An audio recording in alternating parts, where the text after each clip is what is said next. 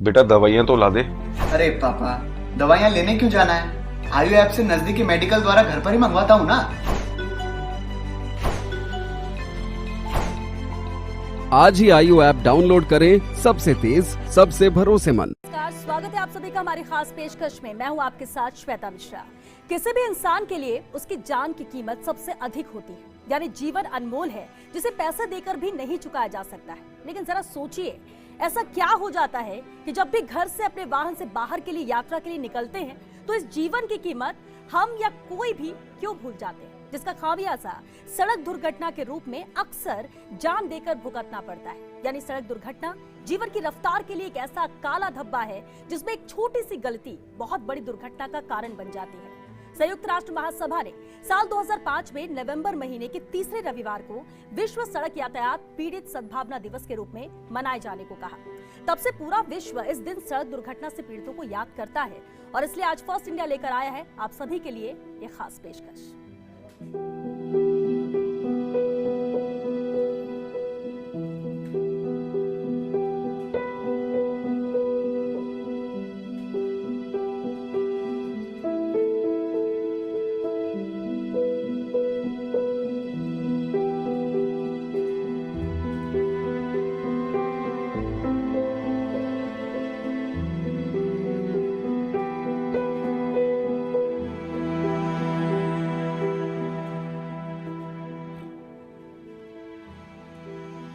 सबसे पहले हम सभी उन विक्टिम्स को श्रद्धांजलि अर्पित करते हैं जिन्होंने अपनी जान गंवाई है सड़क हादसों में। हर कोई जानता है जिंदगी बहुत खूबसूरत है और मौत भी एक दिन सभी को आनी है, लेकिन दर्दनाक मौत अगर कोई है तो वो सड़क हादसों की है जिसमें कुछ पता नहीं होता और अचानक आपको जानकारी मिलती है कि दुर्घटना में जान चली गई, नहीं बचाया जा सका। बेहद अहम ये मुद्दा है, समझना हमें और आपको सभी को है और इसी पर चर्चा के लिए हमारे साथ बेहद खास मेहमान मौजूद हैं। चलिए उनसे रूबरू करा दें आपको। हमारे साथ राहुल प्रकाश जी हैं, एडीसीपी लॉ एंड ऑर्डर।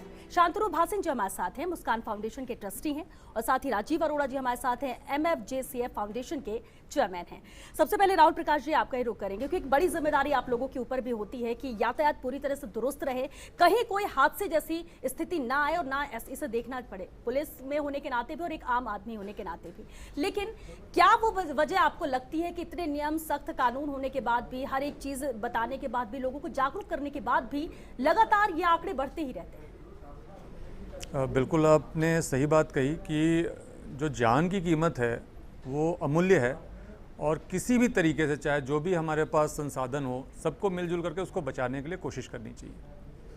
जो एक्सीडेंट्स होते हैं वो सबके लिए चिंता का विषय है और अभी हमने देखा कि इतना बड़ा एक परिवर्तन मोटर व्हीकल एक्ट में हुआ है जिसका मुख्य उद्देश्य यही है कि लोगों की जान बचाई जा सके।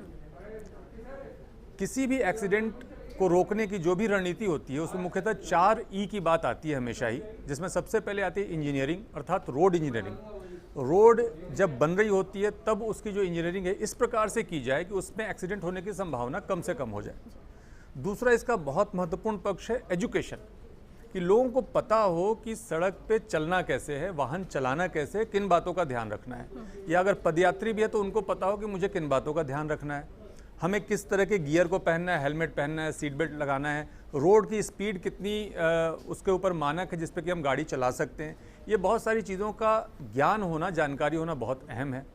तीसरा जो है इन्फोर्समेंट, कि जो पुलिस है, ट्रैफिक पुलिस है या पुलिस है, वो जो लोग MV एक्ट के रूल्स को, नियमों को नहीं मानते उनके खिलाफ सख्त कार्रवाई करे और कोई भी व्यक्ति जो कि इस रूल्स को तोड़ता है, MV एक्ट के रूल्स को, उसके खिलाफ 100% कार्रवाई सुनिश्चित हो जाए तो भी दुर्घटनाओं में काफ़ी हद तक कमी लाई जा सकती है।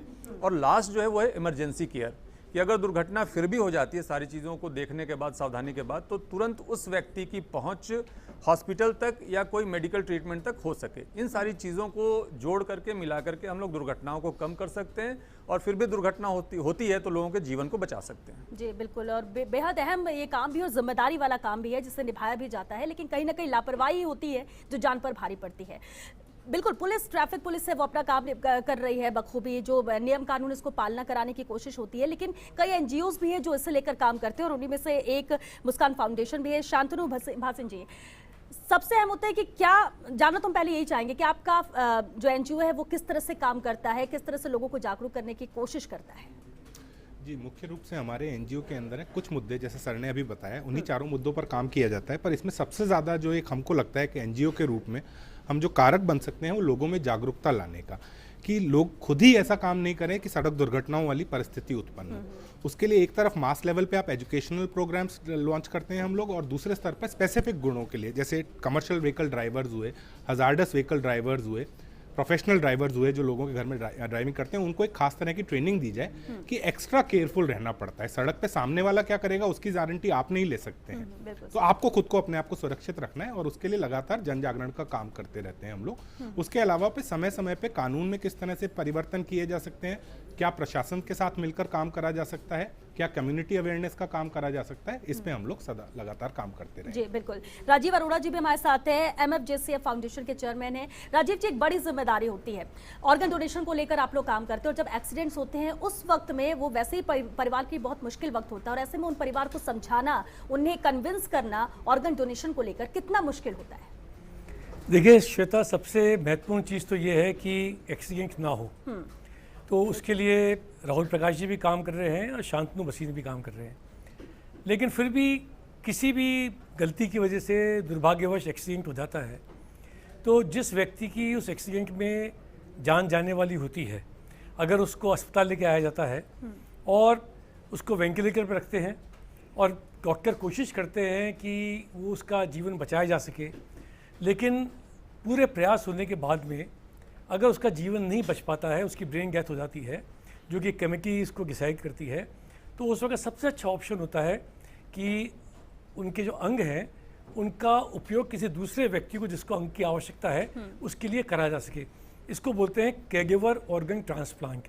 तो ये जो अंगदान है जो कैरेगिवर के द्वारा मिलता है, उसको प्रमोट करने के लिए मोहन फाउंडेशन और जयपुर सिटीजन फोरम मिलके राजस्थान में हमने मुहिम चलाई है। 6-7 वर्ष पूर्व जब अशोक गहलोत जी मुख्यमंत्री थे, उनकी प्रेरणा से काम हमने शुरू करा, और मुझे खुशी है कि उसके बाद जो सरकार आई उसका भी हमको बड़ा सहयोग मिला, और आज पूरे नॉर्थ इंडिया के अंदर जो मोहन फाउंडेशन और जयपुर सिटीजन फोरम का MFJCF है, वो सर्वश्रेष्ठ संस्था है जो लोगों को कन्विंस करती है, उनकी काउंसलिंग करती है। और हमारा जो स्लोगन है, एक खामोशी अनेक मुस्कान, आओ करें अंगदान।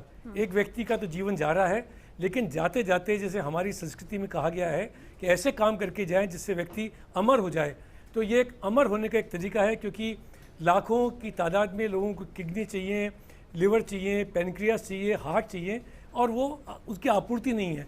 लेकिन अगर एक्सीडेंट में किसी व्यक्ति, स्वस्थ व्यक्ति की का इंतकाल होता है, तो निश्चित रूप से उनके अगर परिवारजन मान लेते हैं तो उनके अंगों को लिया जा सकता है और उस व्यक्ति के लगाया जा सकता है, लेकिन उसके लिए एक बड़ी समय की सीमा होती है, उसके अंदर ये काम हो सके। और जो बहुत सारी भ्रांतियाँ हैं उनको दूर करने की हम कोशिश करते हैं। बिल्कुल, लेकिन कन्विंस करना क्या परिवार को आसान तो नहीं होता होगा कि उस लिमिटेड वक्त में उन्हें कन्विंस किया जाए, या ऑर्गन डोनेशन के लिए लोगों को मोटिवेट करने के लिए भी अलग से कुछ किया जाता है? देखिए, इतनी मेहनत करने के बाद पिछले 3-4 वर्षों में हम कुल 37 व्यक्तियों से अंगदान करा पाए, और उसकी वजह से 119 लोगों की जान बची है। लेकिन महत्वपूर्ण बात यह है कि इसको बड़े स्तर के ऊपर व्यापक रूप से इसका प्रचार प्रसार करना पड़ेगा। और मुझे खुशी है कि फर्स्ट इंडिया न्यूज़ ने एक इतने महत्वपूर्ण टॉपिक के ऊपर डिस्कशन कर रहे हैं। सड़क सुरक्षा सप्ताह भी आने वाला है, 27 नवंबर को अंगदान दिवस भी है, अंतर्राष्ट्रीय अंगदान दिवस। उस पर एक अंगदाता तिराहा बन रहा है जयपुर में, उसका भी अनावरण होगा। तो ये जनता तक बात पहुँचे, क्योंकि जब लाखों किडनी चाहिए, अगर हम कैरेगिवर ऑर्गन ट्रांसप्लांट नहीं करेंगे तो जो इलीगल तरीके से जो अंगों को लेने का तरीका चलता है, उसके बड़ा एक स्कैंडल है, उसमें एक स्कैम है, वो ख़त्म नहीं हो पाएगा। हमको प्रेरणा लेनी चाहिए डेनमार्क से, प्रेरणा लेनी चाहिए स्पेन से, जहाँ पे ये अगर किसी की ऐसी मृत्यु होती है तो वो स्वतः ही उनका अंगदान माना जाता है। अभी हम लोगों ने कोशिश करी, और भारत सरकार के परिवहन मंत्रालय से हमने कोशिश करके फ्यूचर में जो ड्राइविंग लाइसेंस मिलेगा उसके ऊपर आप एक ऑप्शन ले सकते हैं कि मैं एक ऑर्गन डोनर हूँ। अगर आप वो ऑप्शन लेते हैं और उसको यस करा जाता है, तो आपके परिवार वालों को अगर कभी ऐसी दुर्घटना होती है तो उनको कन्विंस करा जा सकता है। एक डिफिकल्ट चार्ज है। भावना जगवानी जो हमारी पूरी टीम वॉलंटियर हैं, 24 घंटे उनके फ़ोन खुले रहते हैं, हम जाके लोगों को प्रेरित करते हैं, कोशिश करते हैं। और मुझे खुशी है कि पिछले 3 साल में हम 200 से ज़्यादा सेमिनार करके प्रोग्राम करके 50,000 से ज़्यादा व्यक्तियों को इस विषय में जागरूक कर सके हैं। चलिए, और ये एक अच्छी पहल रहेगी कि आपके कार्ड में ही होगा तो ये बता सकते हैं कि आप खुद चाहते थे, डेथ के बाद भी सबको पता होगा कि आप खुद चाहते थे कि डोनेट कर सके, और ऐसे में परिवार भी साथ आएगा। बहरहाल ये चर्चा हम आगे भी जारी रखेंगे, लेकिन फिलहाल यहाँ रुकेंगे एक छोटे से ब्रेक के लिए। जल्द हाजिर होते हैं इस ब्रेक के बाद।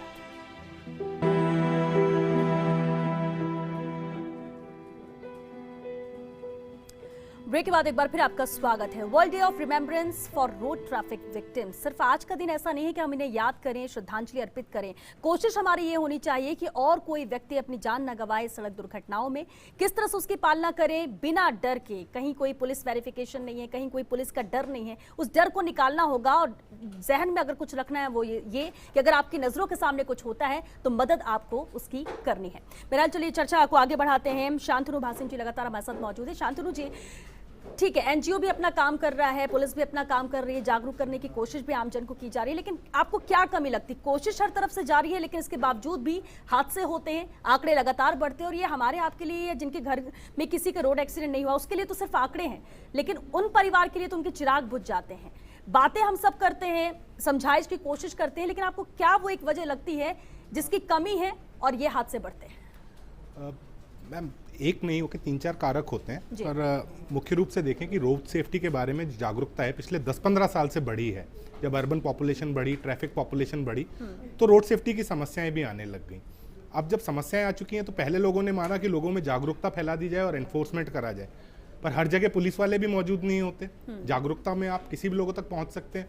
तो उसके साथ साथ एक और जो 2 चीज़ें और जुड़ी चुकी हैं कि अगर कहीं दुर्घटना हो तो उस विक्टिम को इमीडिएटली एक गोल्डन आवर माना जाता है कि उसके यदि ड्यूरेशन के अंदर एक्सीडेंट विक्टिम को हेल्प मिल जाती है तो उसके बचने की संभावनाएं बहुत प्रतिशत बढ़ जाती हैं। ये तो एक बात हुई।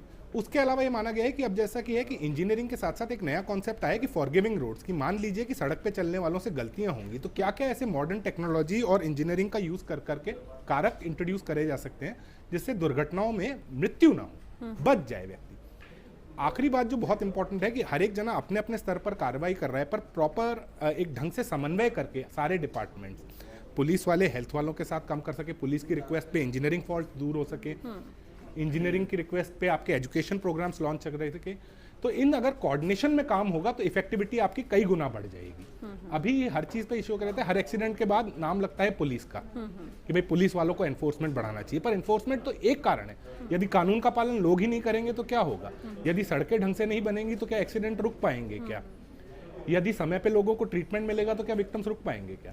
तो यदि प्रॉपर कोऑर्डिनेशन हुआ और कंसल्टेड एफर्ट हुए, मिल के कार्य हुए, तो ये कई गुना कम हो जाएंगे एक्सीडेंट्स, ऐसा हमारा मानना है। बिल्कुल, और इससे कम किया जा सकता है अगर ये कुछ चीजें, सिर्फ एक पर हम जिम्मेदारी नहीं डाल सकते, जिम्मेदारी हमारी, आपकी, हर किसी की है, और तभी जाके ये रोड एक्सीडेंट रुक सकते हैं। लेकिन राजीव अरोड़ा जी, कोशिश देखिए हर कोई करता है, और हम समझाने की, हम कहते हैं कि जागरूकता अभियान होना चाहिए, और किया भी जाता है एनजीओ की तरफ से भी, ट्रैफिक पुलिस की तरफ से भी, कि लोगों को जागरूक किया जा सके, लेकिन डर उन्हें रहता है कि चालान न कट जाए कहीं हमारा, इसलिए हम थोड़ा सा रूल फॉलो कर ले। इसके अलावा किसी को इतना डर नहीं, और या लगता नहीं है। स्पीड, ओवर स्पीड ज्यादातर हादसों की वजह नजर आती है। अब ऐसे में क्या आपको लगता है कि जो नियम कानून बने हुए उसे और ज्यादा सख्त करने की जरूरत है? देखिए, कानून का पालन कराना एक तरीका है, सरकार कोशिश करती है, पुलिस कोशिश करती है, लेकिन मेरा मानना ये है कि हमारे यहाँ शिक्षा बहुत महत्वपूर्ण है। लोग इस विषय में शिक्षित होने चाहिए। जो ऑर्गन डोनेशन के हमारे पास केस आते हैं उसमें ज़्यादातर युवा होते हैं, ज़्यादातर 2 पहिया वाहन पर जाने वाले लोग होते हैं, और ज़्यादातर ऐसे लोग होते हैं जिन्होंने हेलमेट का उपयोग नहीं करा हुआ होता है। तो अगर आप हेलमेट का उपयोग करें और आप सेफ्टी से अगर गाड़ी चलाएं तो ये दुर्घटनाएं बच सकती हैं। और ट्रैफिक नियम जो बनाए गए हैं वो आम व्यक्ति की सुविधा के लिए बनाए गए। सरकार का चालान काट के रेवेन्यू इकट्ठा करना उद्देश्य नहीं है। सरकार का काम, उद्देश्य ये है कि वो आपको बताए, आप नियमों का पालन करें, जिससे कम से कम दुर्घटना होए। लेकिन जब दुर्घटनाएं घटित हो जाती हैं उसके बाद में अगर एक मौका मिलता है तो आम जनता को समझने की आवश्यकता है कि हमारे यहाँ गणेश जी का, अगर हिंदू संस्कृति के हिसाब देखे जाए तो ऑर्गन ट्रांसप्लांट हुआ था। आपने देखा कि उनके सिर के ऊपर जो उनका जो सिर लगा था वो एक हाथी का सिर लगा था गणेश जी के ऊपर। महेश दद्दी की कथा आती है जो बताती है कि दान कितना महत्वपूर्ण है। हम तो रक्तदान के बारे में बात करते हैं, विद्यादान के बारे में बात करते हैं, लेकिन अंगदान के बारे में लोगों को हम प्रेरित कर सकें कि जाते जाते भी किसी के जीवन में अगर आप रहेंगे। मैंने देखा है कि जिन परिवारों से हमको अंग मिले हैं, आज वो परिवार के सारे साथी हमारे संग जुड़ के वॉलंटियर की तरह काम करते हैं, क्योंकि उनको मालूम है कि उनकी माताजी या उनके पुत्र या उनके भाई या बहन का अंग किसी व्यक्ति के लगा और उस कहीं पे उसका दिल धड़क रहा है, किसी किडनी लगी हुई है, किसी लिवर लगा हुआ है, उस परिवार से भी उनकी एक आत्मीयता बन जाती है। तो मेरे ख्याल से इस बात को बढ़ाने की बहुत बड़ी आवश्यकता है। और देखिए क्या होता है कि जब हम किसी को जाके काउंसलिंग करते हैं, काउंसलिंग करने के बाद कई बार परिवार तैयार भी हो जाता है, लेकिन अगर किसी को लिवर की आवश्यकता है और एक स्वस्थ लिवर नहीं मिले तो अंगदान नहीं हो पाता है और वो अंग काम भी नहीं आ पाता है। कई बार ऐसा होता है कि हार्ट यहाँ पे निकल रहा है, उसकी मैचिंग का हार्ट दिल्ली या बम्बई के अंदर उपलब्ध है जिसको चाहिए पेशेंट को, क्योंकि ब्लड ग्रुप भी मिलना चाहिए, सारे पैरामीटर मिलने चाहिए। ऐसे समय में हम राहुल प्रकाश जी जैसे हमारे जो साथी हैं, इनसे हम सहायता लेते हैं, ग्रीन कॉरिडोर बनवाते हैं। कई बार हम लोगों ने 3-3, 4-4 घंटे में जयपुर से दिल्ली जो अंगों को ट्रांसपोर्ट करा है और वहाँ पे जाके लगे हैं। और ऐसा भी उदाहरण हुआ है जिसमें 4 घंटे के अंदर जयपुर से हार्ट को निकालने के बाद एयरपोर्ट ले जाके बम्बई गया, बम्बई से फिर अस्पताल तक पहुंचा ग्रीन कॉरिडोर के बाद, और 4 घंटे के अंदर प्रक्रिया शुरू हो गई जिसमें हार्ट ट्रांसप्लांट हो पाया। तो ऐसे समय के अंदर पुलिस का सहयोग, एनजीओ का सहयोग और आम जनता का सहयोग कि जब ग्रीन कॉरिडोर बने उस वक्त अगर आवश्यकता है तो अपने वाहनों को नहीं चलाएं, पहले उसको ट्रांसपोर्ट करने दें। ये सब चीज़ें बहुत आवश्यकता है और मुझे बड़ी खुशी है कि राजस्थान ने इसमें में पहल ली है और पूरे नॉर्थ इंडिया के अंदर, साउथ इंडिया में 94-95 से अंगदान के ऊपर बड़ा काम हो रहा है, कई और ऑर्गन ट्रांसप्लांट हो रहा है, लेकिन यहाँ पे पिछले 5-6 वर्ष से शुरू हुआ है, लेकिन राजस्थान नंबर 1 स्टेट बनता जा रहा है। और मैं चाहता हूँ कि सब लोग इस बारे में शिक्षित हो, जानकारी बिल्कुल, लें। और ये मुमकिन इसलिए भी हो पाया कि सबकी मिलीजुली कोशिश होती है, सब एक दूसरे का सपोर्ट करते हैं और इसलिए ये श्वेता, और क्या है आगे कि भी बढ़ सड़क पा रहा है। दुर्घटना हो ही नहीं, जो हमारा पहला उद्देश्य है। तो अगर आप नियमों का पालन करेंगे तो अंगदान की जरूरत नहीं पड़ेगी, और जरूरत पड़े तो अंगदान के लिए तत्पर रहें, प्रेरित रहें। बिल्कुल ठीक। राहुल प्रकाश जी, यातायात पुलिस की तरफ से भी यातायात सप्ताह, यातायात पखवाड़ा मनाया जाता है, लोगों को समझाया भी जाता है, सख्ती भी बरती जाती है, और वो एक लिमिटेड वक्त होता है जो आप लोग भी समझते होंगे कि लोग किस तरह से पालना करते हैं, लेकिन जब ये खत्म होता है फिर लोग अपने ही उसमें आ जाते हैं, वही लापरवाही। आपको क्या लगता है, आप लोग की तरफ से कोई कोशिश ऐसी है कि भले ही डर ही सही कि पुलिस यहाँ पे चालान बनाएगी, उस डर की वजह से ही सही, लेकिन कम से कम पालना की जाए कानून की, ये उन्हीं की सेफ्टी के लिए? आपकी बात को मैं थोड़ा आगे बढ़ाऊंगा श्वेता, और जो बात आपने कही बहुत ज़रूरी और बहुत इम्पोर्टेंट मुद्दा आपने उठाया है जी। कि आखिर हमारा डर कब तक रहता है। और एक सड़क सुरक्षा सप्ताह बनता है, उसमें मान लीजिए हम ज़्यादा इन्फोर्समेंट करते हैं, लेकिन उसके अलावा भी आप देखिए अगर तो सुबह का समय जब हमारे यहाँ ट्रैफिक पॉइंट्स लगते हैं तो 8 बजे लगना शुरू होते हैं और ट्रैफिक पॉइंट 9 बजे रात में ख़त्म हो जाते हैं। उसके बाद पूरी रात एक तरीके से बिना ट्रैफिक पुलिस के लोग सड़कों पर चलते हैं और उस वक्त सड़कें भी खाली रहती हैं। जो सड़क आपको भीड़ भाड़ वाले लगते हैं वहाँ पे भी लोग बहुत तेज़ी से चलते हैं। बहुत सारे मामले इस जयपुर शहर के अंदर आए जिसमें कि रात में या सुबह सुबह ओवर स्पीडिंग के कारण या ड्रंक एंड ड्राइविंग के कारण डेथ्स हुई हैं। तो इन सारी चीज़ों का जो समाधान है वो मानता हूँ ITMS में है, इंटेलिजेंट ट्रैफिक मैनेजमेंट सिस्टम, जिसके अंदर कैमरे के माध्यम से 24/7 आपके ऊपर हमेशा एक डर बैठा रहता है कि हमें कोई ना कोई देख रहा है। ये डर होना बहुत ज़रूरी है और धीरे धीरे फिर वो आदत में आ जाता है कि हमें कोई ना कोई हर जगह से देख रहा है। तो कैमरों के माध्यम से ट्रैफिक वायलेशन को रिकॉर्ड करना, इसमें हम ओवर स्पीडिंग को भी रिकॉर्ड करते हैं, रेड लाइट वायलेशन को भी रिकॉर्ड करते हैं, हेलमेट अगर नहीं पहना तो उसको भी रिकॉर्ड कर सकते हैं, फ़ोन पे बात कर रहे हैं तो उसको भी रिकॉर्ड कर सकते हैं, रॉन्ग साइड जा रहे हैं, उल्टी दिशा में चल रहे हैं उसको भी रिकॉर्ड कर सकते हैं। तो इन सारी चीज़ों का अगर एक सस्ता अगर आप समाधान करें तो ITMS के अंदर है, जिसके ऊपर काम भी कर रहे हैं हम लोग और प्रस्ताव स्मार्ट सिटी के अंदर भी दे रखा है और JDA के अंदर भी हमने दे रखा है, जो ट्रैफिक कंट्रोल बोर्ड वहाँ पे है उसके अंदर भी दे रखा है। रोड सेफ्टी फंड का जो काउंसिल है उस मीटिंग में भी हमने प्रपोज कर रखा है और इसके ऊपर काम भी हो रहा है। तो ये एक समग्र समाधान है जिससे कि लोग एक्सीडेंट्स को कम कर सकते हैं। बिल्कुल। और एक मैसेज भी ज़रूर हम चाहेंगे कि आप आम जनता के लिए क्या मैसेज? एक मैसेज के पहले मैं एक निवेदन करूंगा, जो सर कह रहे थे ग्रीन कॉरिडोर की बात, उसके लिए ट्रैफिक पुलिस ने एक ऐप भी प्रपोज किया है जिसका नाम ही गोल्डन आवर ऐप है। उसका उद्देश्य ये कि अगर कोई इमरजेंसी होती है तो ग्रीन कॉरिडोर बना के ट्रैफिक पुलिस उसको उसके वांछित हॉस्पिटल तक पहुंचा दे। इसके ऊपर भी काम चल रहा है। मैसेज सिर्फ इतना है, मैंने पहले भी कई बार दिया है कि अगर माँ अपने बेटे को घर से बाहर निकलने के पहले बता दे कि बेटा हेलमेट पहन के बाइक चलाना, या अपने हस्बैंड को बता दे कि आप सीट बेल्ट लगा करके चलाइएगा, या माँ बाहर जा रही है और बेटा या बेटी उसको कह दे कि मम्मी आप सीट बेल्ट लगा के जाना या हेलमेट लगा के जाना। अगर हम एक दूसरे को, जो हमारा जो परिवार का जो एक आप कह लें डिसिप्लिन है, पुलिस कब तक और कहां तक डिसिप्लिन करेगी? अगर हम एक दूसरे का जो पारिवारिक प्रेम है, जो बंधन है, उसको इस डिसिप्लिन में चेंज कर दे कि हम एक दूसरे को समझाएं कि हमें ट्रैफिक रूल्स का पालन करना है, तो सभी लोग सुरक्षित रह सकते हैं। जी बिल्कुल, बहुत शुक्रिया आप सभी का वक्त देने के लिए, शामिल होने के लिए इस चर्चा में, क्योंकि बेहद अहम मुद्दा है और उम्मीद भी आपसे हम ये करते हैं, आप जो हमें टीवी स्क्रीन पर देख भी रहे हैं, जो हमें सुन रहे हैं, वो सिर्फ इतना कि देखिए दो बातें ख्याल रखिए। अगर आप घर से बाहर निकल रहे हैं तो आप अपनी, ठीक है आपको लापरवाही करनी कीजिए, लेकिन जरा सोच लीजिए कि आपके पीछे आपका पूरा परिवार है और अगर आपको कुछ हुआ तो वो पूरा परिवार सफर करेगा आपकी गलती की वजह से, तो इसे ध्यान रखिए। दूसरी बात है कि ऑर्गन डोनेशन के लिए लगातार कोशिश की जाती है। आपके घर का सदस्य जा चुका है, उसे वापस नहीं लाया जा सकता, लेकिन उसके अंग को दूसरों को देकर कई जिंदगी आप बचा सकते हैं और उसके माध्यम से आपके परिवार का सदस्य भी आपके बीच मौजूद रहेगा। इसका भी ख्याल रखना जरूरी है। चलिए, इसके साथ दीजिए हमें इजाजत। नमस्कार।